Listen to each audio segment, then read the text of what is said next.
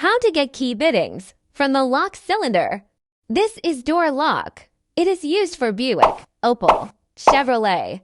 We'll get the wafers from the cylinder at first. Please arrange every wafer in order.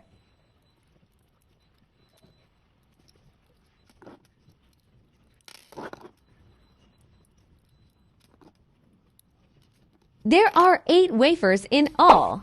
Please watch the wafers carefully. Ding, ding, ding. Every wafer has figures on it.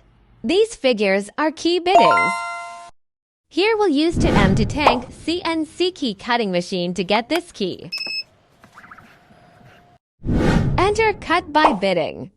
Here we search HU100. Click HU100. Depending on the guide picture, we'll install the key blank on the clamp. Input the key bittings that we got from the lock wafers. If it's ready, please click OK.